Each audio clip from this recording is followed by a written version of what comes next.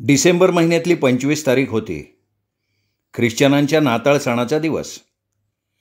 गीताई सुनंदाला झोपण्यासाठी घेऊन गेल्यानंतर रावसाहेब शारदा समवेत तुळशी वृंदावनाजवळून शयनगृहाकडे गेले होते. दरवाजा बंद करून त्यांनी पंख्याचं बटण चालू केलं. शारदा पलंगावरच्या लोडाला पाठ टेकून बसली. तिच्याजवळ जाऊन बसत त्यांनी विचारलं, आपण शतपावली करून यायला पाहिजे होतं ना? का हो? काय तुमच्या आग्रहामुळे रोजच्यापेक्षा 4 घास खाण्यात आले जास्त. तुमच्या आवडीची भाजी होती रावसाहेब, पण अजून वेळ गेलेली नाही आहे. चालायचं का? 10:30 वाजून गेले शारदादेवी. म्हणून काय झालं?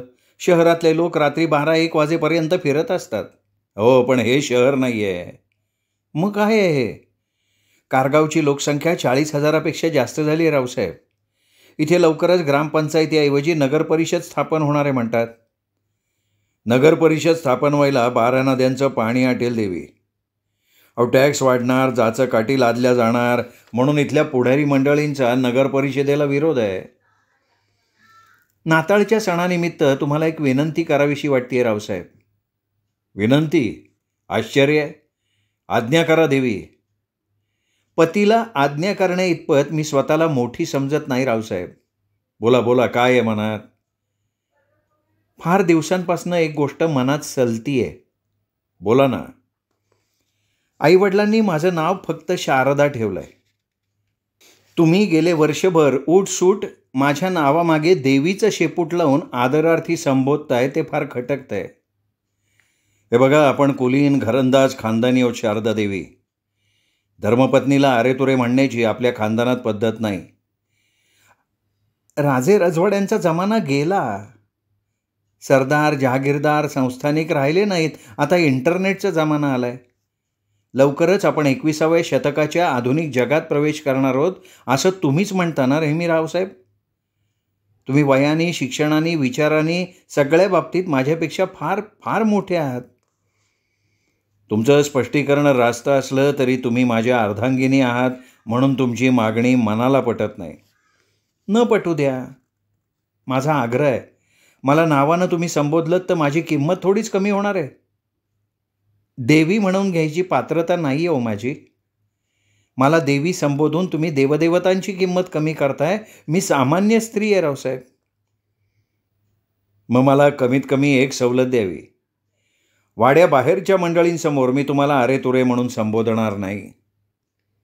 चालेल की. कधीपासून सुरुवात कराल? नवीन वर्षाला आरंभ झाल्यापासून. आपल्या लग्नाचा पहिला वाढदिवस परवा आहे रावसाहेब. परवापासूनच तुम्ही मला नावानं संबोधा. ठीक आहे. पहिल्या वाढदिवसानिमित्त काय हवं आहे तुम्हाला? मला सगळं न मागता मिळालं आहे रावसाहेब. दागदागिने, कपडा लागता, खाणं पिणं, सुख समाधान, कशाचीच कमतरता नाही आहे. फक्त नव्या गाडीची उणीव भासते रावसाहेब. बुक केली म्हणालात. दिवाळीच्या पाडव्याला येणार असंही म्हणालात. मित्रमंडळींच्या आग्रहाखातर केलेलं बुकिंग कॅन्सल करावं लागलं आहे. काय आहे, दिवाळीच्या तोंडावर कितीतरी आलिशान देशी विदेशी गाड्या मार्केटमध्ये आल्या आहेत. मित्रमंडळींनी स्कॉर्पिओ, सफारी, इनोव्हा असे 3 पर्याय माझ्यापुढे ठेवले. मी सफारी बुक केली. येत्या 26 जानेवारीपर्यंत आपल्याला सफारीचा ताबा मिळेल. निर्णय चांगला आहे. तुम्हाला 4चाकी गाडी चालवता येते का नाही? मी मोठ्या जुलमानं सायकल चालवायला शिकली आहे. मग आता डायरेक्ट 4चाकी शिका. शिकला तर तुमच्यासाठी पण 7-8 लाखापर्यंत एखादी गाडी घेऊ. नाही, नको नको. गाडीत मिरवायची हौस नाही आहे मला. गरज भासली तर तुम्ही आहात. सुभान आहे, बाळा आहे. जगाच्या मानानं फार मागासलेले आहात तुम्ही. तुमच्या वयाच्या तरुणी विमानं चालवायला शिकले आहेत. चंद्रामंगळाच्या सफरीला जाऊ लागले आहेत. देशाच्या मंत्रिमंडळात स्थान मिळवायला लागले आहेत. ठीक आहे, मी शिकीन 4चाकी, म्हणजे प्रयत्न तरी करीन. जांभई देत वेळ मारून नेण्यासाठी शारदा म्हणाली, काय झोप यायला लागली काय? रावसाहेब 12 वाजायला आले असतील आता. आता नव्या पेठेतल्या बखळीच्या निर्णयाची आतुरता तेवढी बाकी राहिली आहे. जाधव साहेबांनी सांगितलं नाही. मी ऑफिसकडे गेलेच नाही. नव्या पेठेतली बखळ आपण हिरो होंडा कंपनीच्या शोरूमसाठी 11 वर्षाच्या करारानं दिली आहे. मासिक भाडं 1 लाख रुपये ठरलं आहे. दर 2 वर्षांनी भाड्यात 10% वाढ होत राहणार. डिपॉझिट घेतलं का नाही? घेतलं 20 लाख रुपये. हा करार कधी झाला? तुम्ही हॉस्पिटलमध्ये होतात तेव्हा.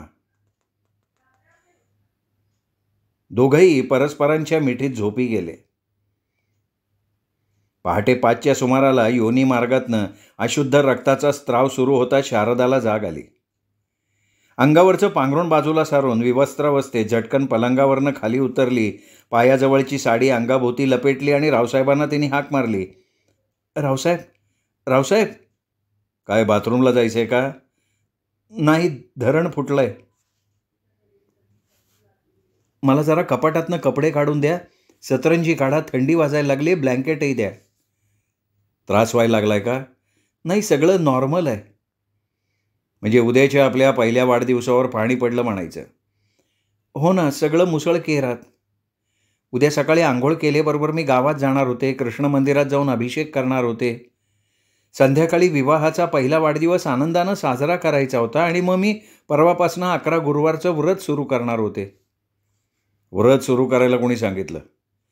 दवाखान्यातनं डिस्चार्ज घेण्यापूर्वी गीताई म्हणाल्या, तुम्ही ऐश्वर्य सुखाच्या नादात भगवंताला विसरलाय अक्कासाहेब. करता करविता सगळा तो सत्याधीश आहे. त्यांनी प्रचिती दाखवली तुम्हाला. त्याला शुद्ध मनानं शरण जा, सगळं ठीक होईल. खरं देवी, त्याच्या दरबारात राव रंक सगळे समान असतात.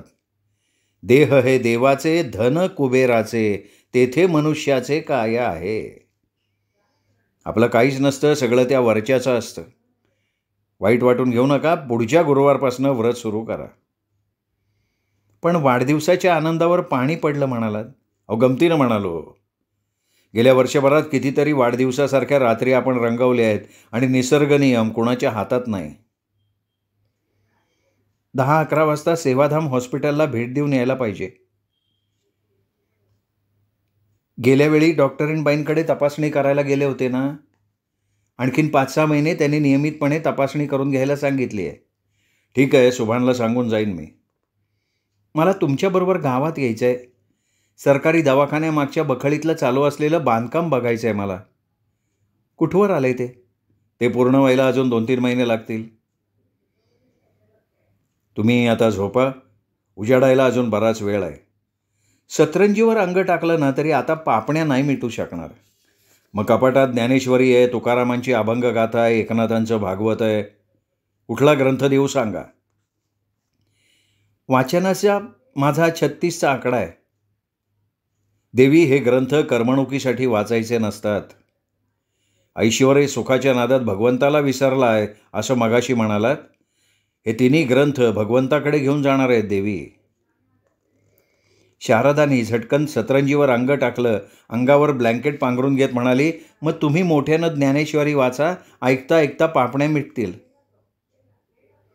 सकाळी नाश्त्यानंतर गावात जाण्यासाठी उंची खादीचा सफेद नेहरू पायजमा परिधान करून अंगावर नेहमीचा साथ चढवत असताना फोनची रिंग वाजायला लागली.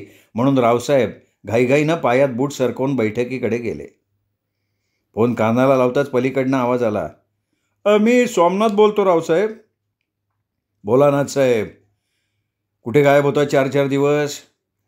पोटा पाण्यासाठी हातपाय हलवायला लागतात रावसाहेब. गावात कधी येणार सांगा. आमच्या शारदा देवींना बांधकाम बघून सेवाधाम हॉस्पिटलला भेट द्यायला जायचं आहे. त्यांचं उरकलं की लगेच निघणार. काम होतं का काही? रावसाहेब, काम आज नाही, उद्या आहे. तुम्हाला आधी कल्पना देऊन ठेवण्यासाठी फोन केला. काय काम काय आहे उद्या? ते गावात भेट झाल्यावर सांगणार होतो. पण अक्कासाहेब तुमच्याबरोबर हे असणार आहेत. पण सांगा ना तुम्ही. उद्या सकाळी 11 वाजता धाकट्या भावाचं लग्न ठरवायला उदापूरला जायचं आहे. कुणाची आहे मुलगी? महादू नामदेव नवले आहेत ना, त्यांची. तुमच्या सासऱ्यांच्या मागच राहतात बघा नवले. काही अडचण आली आहे का? म्हणून तर तुम्हाला न्यायचं ना. मुलगी मावशीकडे इथं शिकायला होती. माझ्या भावाच्या वर्गात होती. भाऊ म्हणतो तिच्याशी लगीन करायचं. पोरीचं पण तेच म्हणणं आहे. पण आम्ही अल्प भूधारक आहे ना, म्हणून मुलीचा बाप लगीन लावून द्यायला काय तयार नाही. नाथाभाऊ तुमचा नवनाथ देखणा आहे, धडधाकट आहे, बँकेत नोकरीला आहे, स्वतःच्या पायावर उभा आहे. आणखीन काय हवं आहे त्या मुलीच्या बापाला? म्हणून तर तुम्हाला बरोबर न्यायचं आहे ना. तुम्ही आला बरोबर तर तो माधव नवले आहे ना, नाही म्हणू शकणार नाही. ठीक आहे, येईन मी. त्यानिमित्तानं मामा मामींची भेट तरी होईल. गंध लावूनच परत येऊ आपण. अक्कासाहेबांना घ्याल ना बरोबर? नाही, त्या रजस्वाला आहेत नाथाभाऊ. मग ठीक आहे, ठेवतो, फोन ठेवतो. जानेवारी महिन्यातला चौथा शनिवार होता. तारीख होती 27. सकाळी 10 नंतर रावसाहेब रोजच्याप्रमाणे गावात चालू असलेल्या बांधकामाकडे नव्या कोऱ्या पांढऱ्या शुभ्र सफारी गाडीतनं गेले होते. श्रीराम कन्स्ट्रक्शनचे मालक शांतीलाल सारडा नुकतेच बांधकामस्थळी येऊन समोरच्या थंडगार सावलीच्या डेरेदार पारंबी वृक्षाखाली खुर्ची मांडून बसले होते. तिथे रखवालदारी करणारा रतनसिंग नावाचा बिहारी गुरखा त्यांच्याजवळ उभा होता. त्याने मुजरा केल्यावर काहीशा आश्चर्यानं रावसाहेबांनी त्याला विचारलं, अरे रतनसिंग, अजून इथेच आहेस? खोलीवर नाही गेला? खोलीवर तर जाऊन आलो रावसाहेब. शेडजींकडे काही काम आहे का? काम तुमच्याकडे आहे रावसाहेब. माझ्याकडे? हां रावसाहेब. रावसाहेब, तुम्हाला वाड्यावर एक रखवालदार पाहिजे असं मला परवा कळलं शेडजींकडनं, म्हणून तुमच्या भेटीला आलो होतो. रावसाहेब, गेल्या आठवड्यात याचा धाकटा भाऊ नोकरीसाठी आला आहे बिहारहून. याच्यासारखा धडधाकट आहे, प्रामाणिक आहे, आज्ञाधारक आहे. शांती शेठनं शिफारस करून टाकली. तो एकटाच आला आहे का फॅमिलीसह आला आहे? नाही, तो एकटाच आला आहे. नोकरीचं नक्की झाल्यानंतर महिन्याभरानं त्याची फॅमिली येणार. दारू वगैरे पित नाही ना? नाही रावसाहेब, मी खात्री करून घेतली आहे. माझ्या विश्वास ठेवा आणि रामसिंगला तुम्ही ठेवून घ्या. ठीक आहे. रामसिंग इथून येऊन जाऊन करणार का? साहेब, तुमच्याकडे राहायची व्यवस्था असेल तर रामसिंग इथून जाऊन येऊन नाही ना करणार. माझ्याकडे लाईट पाण्यासह राहायची व्यवस्था आहे. मग पगाराचं सांगा की रावसाहेब. मी पहिल्या राखणदाराला वार्षिक 1,000 रुपये पगार वाढीसह प्रतिमहा 5,000 रुपये देणार होतो. मग रामसिंगला तेवढाच द्या ना पगार रावसाहेब. वर्षाकाठी फक्त 2 ड्रेस मिळतील. मान्य? हाय हाय रावसाहेब. मग रामसिंग कधीपासून येईल? येईन की 1 तारखेपासनं. कारभारी दुपारी इकडे येतील. रामसिंगला त्यांची भेट घ्यायला सांगा. सांगतो रावसाहेब. रतनसिंग पुन्हा मुजरा करत म्हणाला. पहिल्या मजल्यावरचं खोल्यांचं प्लॅस्टर आणि दुसऱ्या मजल्यावरचं फ्लॅटचं सेंटरिंग चालू होतं. शांतीशेठ थोड्या वेळानं वरच्या मजल्यावर गेल्यानंतर अवघ्या 5 मिनिटात तिथे गणाभाऊ आला. त्याला बघून रावसाहेब आश्चर्यानं म्हणाले, गणाभाऊ बसा. आज काय बाजाराला एकटेच आलात का? नाही मालक, बाकीची मंडळी ट्रॅक्टरची वाट बघत कांतीशेठच्या दुकानाच्या समोर थांबली आहेत. मग तुम्ही कशी काय इकडे वाकडी वाट केली? तुमच्या भेटीसाठी आलो मालक. बसा ना. काय काम काढलं? मालक, एक गोष्ट घालायची तुमच्या कानावर, परवानगी असेल तर. गणाभाऊ, अहो परक्यासारखं काय बोलताय? मनात कसलाही किंतू न आणता सांगा. मालक, 1 तारखेपासनं गुऱ्हाळ सुरू करायचं असल्यामुळं काल जाधव साहेबांनी आम्हाला गुऱ्हाळाभोवतीची साफसफाई करायला सांगितली होती. गुऱ्हाळामागं मळीच्या हौदाजवळ एक टमाट्याचं लाकडी खोकं मला दिसलं. त्या खोक्यात तो मेलेला भिवा दारूच्या रिकाम्या बाटल्या टाकत होता. भिवा मळ्यात आल्यानंतर एकदाही गावात गेला नव्हता. त्याच्याकडे पैसे पण नव्हते. अक्कासाहेबांनी मला बजावून सांगितलं होतं, त्याप्रमाणे मी भिवाला रोज 1 चपटी देत होतो. पण ह्या देशी दारूच्या रिकाम्या बाटल्यात रावसाहेब, काल मला 3 विदेशी दारूच्या रिकाम्या बाटल्या सापडल्या. गावातल्या डायमंड हॉटेलशिवाय कुठेही या महागड्या बाटल्या मिळत नाही असं मला सुभान मानला. आता या विदेशी दारूच्या बाटल्या भिवाला कोणी आणून दिल्या याचा मला काय केल्या उलगडा होत नाही मालक. या विदेशी बाटलीतली दारू एकावेळी फक्त अर्धा कप चौपट पाण्यातनं घ्यायची असती असं 2-3 सांगण्यात आलं. हीच विदेशी भिवाच्या काळजाला लागली असणार, नाही तर कुणीतरी. मग का थांबलात का? बोला, कुठली शंका आली का तुम्हाला? भिवावर दारूतनं विषप्रयोग झाला असावा मालक. पण मालक, आपल्या मळ्यात तर भिवाचा कोणी शत्रू नव्हता.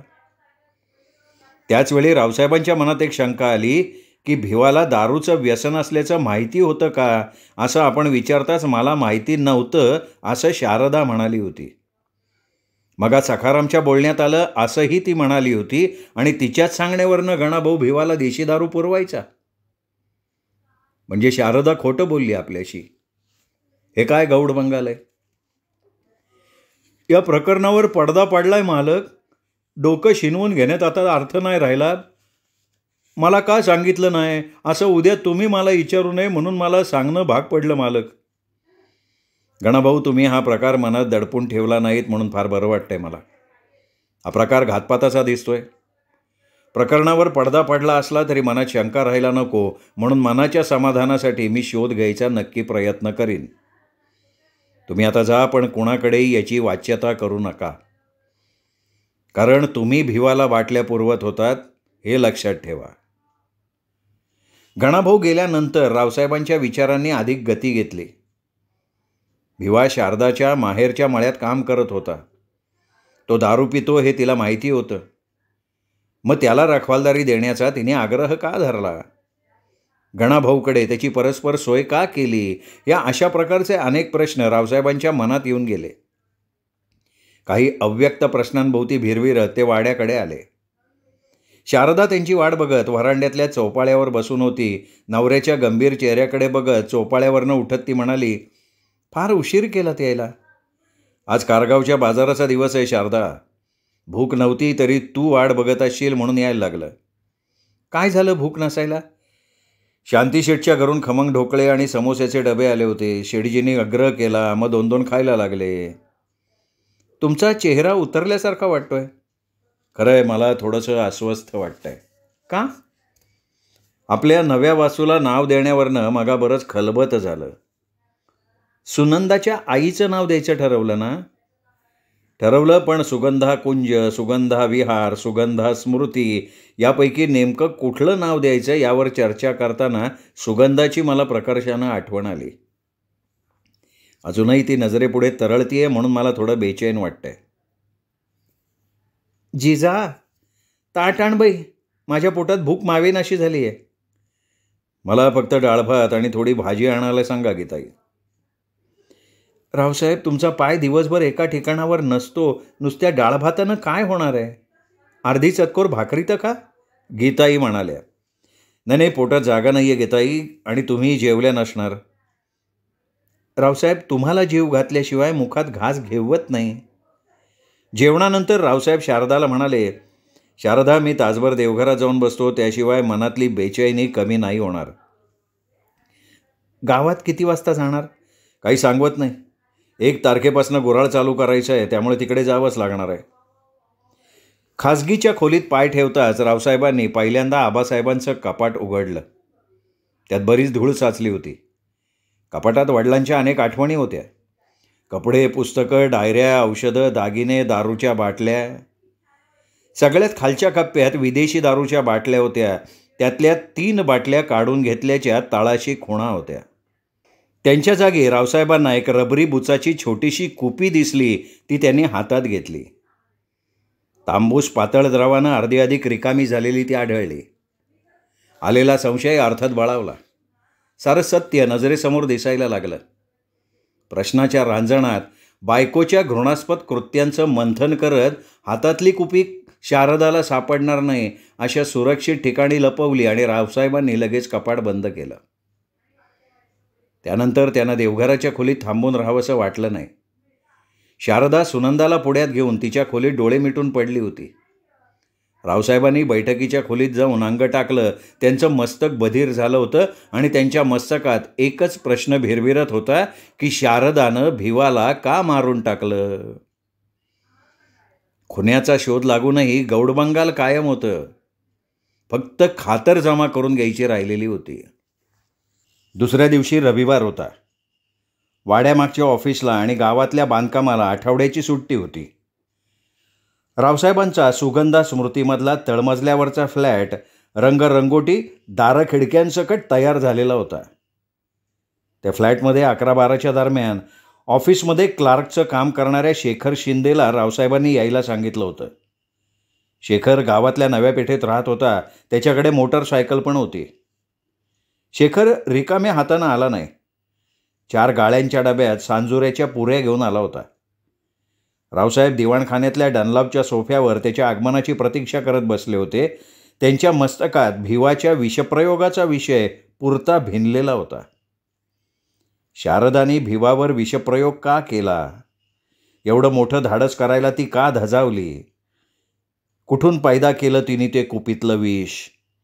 या प्रश्नांनी त्यांना भंडावून सोडलं होतं. त्यांच्या हृदयातल्या धर्मपत्नीच्या प्रतिमेला तडा गेल्यामुळे ते हैराण झाले होते, पण त्यांनी आपला संयम ढळू दिलेला नव्हता. हातातला स्टीलचा डबा सोफ्यासमोरच्या काचेच्या आकर्षक टिपॉयवर ठेवून शेखर आदबीनं रावसाहेबांच्या समोरच्या खुर्चीत बसला. रात्री पुरती झोप झालेली नसल्यामुळे चुरचुरणाऱ्या डोळ्यांवरनं रुमाल फिरवत रावसाहेबांनी त्याला विचारलं, काय आणलंयस काय डब्यात? सांजोऱ्याच्या पुऱ्या आहेत. तुम्हाला लय आवडतात म्हणून दीदीने रेशमाला सांगितलं होतं. रेशमाचं टेलरिंग व्यवस्थित चालू आहे ना? हा रावसाहेब. स्वयंपाक पाण्यातून टेलरिंगसाठी वेळ मिळतो का रेशमाला? 3 बाया आहेत हाताखाली. घराशेजारी दुकान असल्यामुळं फारशा अडचणी नाही जाणवत. तुम्हाला घराकडे लक्ष द्यायला पुरेसा वेळ मिळत नसणार. घराकडे लक्ष द्यायला आईवडील आहेत ना. रोज आठवण काढतात तुमची रावसाहेब. तुमचे आईवडील आता थकले शेखर भाऊ. त्यांच्या वयाचा विचार करून रावसाहेब अहो रेशमा स्वभावानं लय चांगली. सासू सासऱ्याला जपत जा असं तुम्हीच तिला सांगितलं, त्यामुळे सगळं सुरळीत चाललंय बघा. तुमच्यावर एक कामगिरी सोपवायची आहे. सांगा ना रावसाहेब. रावसाहेबांनी नेहरूच्या खिशातली काचेची कुपी काढली, टिपॉयवर ठेवली आणि त्या कुपीकडे बघत शेखरनं विचारलं, काय आहे रावसाहेब या बाटलीत? नेमकं काय आहे हे मीही सांगू शकणार नाही, पण बहुतेक एखादं जालिम विष असावं असा माझा अंदाज आहे.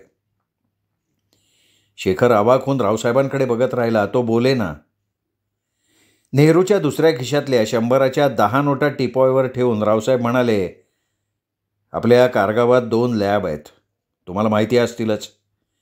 यापैकी एखाद्या लॅबमध्ये ही काचेची कुपी परीक्षणासाठी न्यायची आहे. कुपीत नेमका कशाचा द्राव आहे याची चिकित्सा करून घ्यायची आहे आणि हे काम बिनबोभाट पार पडायला हवं. या कानाची त्या कानाला खबर लागता कामा नये. मला संध्याकाळपर्यंत रिपोर्ट मिळायला हवा. अहो एवढे पैसे नाही लागणार रावसाहेब. शेखर भाऊ काम जोखमीचं आहे. जवळ असू द्या एवढे पैसे. बरं रिपोर्ट द्यायला कुठे येऊ? इथेच या संध्याकाळी 5 वाजता. बरं मग मी निघू का आता? नोटांसह काचेची कुपी उचलून शेखरनं परवानगी मागितली. निघा तुम्ही, पण कुठल्या लॅबमध्ये जाणार? अहो त्या संपदामध्ये. लॅबचे मालक महेशबाई पारेख नव्या पेठेत राहिला आहेत, त्यामुळं माझ्या परिचयाचे आहेत. म्हणजे पारेख फार्म हाऊसवाल्याचे चिरंजीव? हां रावसाहेब, महेशबाई त्यांचे चिरंजीव. हां मग काही अडचण येणार नाही. आली तर इथे फोन लावा. 1 नंतर मात्र मी वाड्यात जाणार. ठीक आहे रावसाहेब. शेखर गेल्यानंतर बाकी काहीच काम नसल्यामुळे थोडा वेळ श्रीराम कन्स्ट्रक्शनच्या ऑफिसमध्ये जाऊन बसावं म्हणून रावसाहेब सोफ्यावरनं उठले. तेवढ्यात फोनची रिंग वाजायला लागली. रिसिव्हर कानाला लावता शारदाचा आवाज आला. मी शारदा बोलते रावसाहेब. बोल बोल, काय हुकूम आहे? हुकूम? काहीतरी काय बोलताय रावसाहेब? बायांचं राज्य आलंय आता. नवऱ्यांना खिशात कोंबून बाया अलीकडे स्वतः साधक बाधक निर्णय घ्यायला लागल्या ना. अहो भलतंच काय बोलताय रावसाहेब. मी तुमची लग्नाची बायको आहे. बायकोनी नवऱ्याला हुकूम करायचा नसतो असा आपला साधा खानदानी रिवाज आहे रावसाहेब. तुमच्या अपरोक्ष कुठले निर्णय घेत? जाऊ दे ना अक्कासाहेब. अक्कासाहेब, न पटणाऱ्या गोष्टीवर चर्चा टाळायची असते. तुम्ही बोला, का फोन केलाय? थोड्या वेळापूर्वी ना चिखलीहून शेवंताचा फोन आला. काय म्हणाले शेवंता मॅडम? मी आजारी होते, दवाखान्यात ॲडमिट होते असं काल समजलं असं म्हणाली ती. आणि बरेच दिवसात गाठभेट नसल्यामुळे आपल्याला भेटायला कारगाव एस टी स्टँडवर दुपारी 1 वाजेपर्यंत येते म्हणाली. तुम्ही तिला रिसीव्ह करायला जावं म्हणून फोन करायला लागला. ठीक आहे ठीक आहे. लाडक्या मेहुणीला वाड्यावर घेऊन यायची गोड कामगिरी माझ्यावर सोपवलीत म्हणून मला आनंद झाला आहे शारदा. 15-20 मिनिटात मी पोचीन स्टँडवर. मिठाईच्या दुकानातनं काय काय आणू ते सांग. श्रीखंड, फरसाण, ढोकळा आणि थम्सअपच्या 4-5 बाटल्या. श्रीराम कन्स्ट्रक्शनकडे जायचा बेत रद्द करून रावसाहेबांनी फ्लॅटला कुलूप घातलं. स्टँडकडे जाताना पहिल्यांदा हलवायाच्या स्वीटमार्टमधली खरेदी उरकली. ते स्टँडवर पोचल्यावर 7-8 मिनिटांनी उदापूरहून चिखली मार्गे येणारी उदापूर कारगाव एस टी आली. मस्तपैकी गोड स्मित करत मोठ्या दिमाखात शेवंता रावसाहेबांना सामोरी आली. अंजेरी रंगाची प्लेन वायलची काठपदराची साडी तिने छानपैकी परिधान केली होती आणि त्यामुळे तिचा गोरा रंग जास्त खुलून दिसत होता. स्वर्गातली एखादी अप्सरा धर्तीवर उतरल्याचा जणू भास होत होता. हातातली लांब बंदाची पर्स खांद्याला अडकून गोड हसत तिने विचारलं, काय दाजी, कसे आहात? मी मजेत आहे. मला न्यायला येत आहे का नाही अशी राहून राहून मनात शंका येत होती. का बरं? अहो, तुम्ही कारगावातले बडे जमीनदार, अनेक व्याप तुमच्या मागे, म्हणून तुम्हाला सवड मिळतीये का नाही? शेवंतराजे, लाडकी मेवणी वर्षभरानंतर पहिल्यांदा मुखचंद्र दाखवणार आहे म्हणून सगळे व्याप बाजूला सारायला लागले. पहिल्यांदा एखाद्या कोल्ड्रिंक्समध्ये चला दाजी, घशाला कोरड पडली आहे. पुढच्या चौकातल्या मथुरा भुवनमध्ये फार छान लस्सी आईस्क्रीम मिळतं. मग चला की, गाडी कुठे लावली आहे? ती काय समोर पांढऱ्या रंगाची. सफारी? ही कधी घेतली? परवा घेतली, 26 जानेवारीला. सफारीनं माझ्या आवडीचं मॉडेल आहे दाजी, खूप छान आहे गाडी. तू गाडी चालवायला शिकली आहेस असं समजलं मला. कोणी सांगितलं? दिवाळीनंतर तुझ्या अक्काला आणायला पारगावी गेलो होतो, तिथे समजलं. सफारीचा दरवाजा उघडत रावसाहेबांनी उत्तर दिलं. 5 मिनिटात ते मथुरा भुवनमध्ये जाऊन बसले. वेटरऐवजी हॉटेलचे मालक मुकुंदराव चौधरी हात जोडून रावसाहेबांचं स्वागत करत म्हणाले, अरे तुमचे पाय आमच्या हॉटेलला लागले, लय आश्चर्य वाटलं बरं का रावसाहेब. काय आहे, मेवणीला आणायला स्टँडवर गेलो होतो, तिच्या घशाला पडली कोरड, म्हणून तुमच्या हॉटेलातली मस्तानी आईस्क्रीम खायला आलो. लय समाधान वाटलं. सगळं कुशल आहे ना रावसाहेब? हां अण्णासाहेब, सवड काढून या ना एकदा गुऱ्हाळावर. काय वरती गेल्याशिवाय सवड नाही भेटणार बघा. अण्णासाहेब, गेले 2-3 महिन्यात तुमचे थोरले चिरंजीव 2दा भेटले मला. होय का? काय म्हणले? अविश्वास गैरसमज वाढवतो आणि गैरसमज वाढले की मतभेदांची दरी रुंदावते.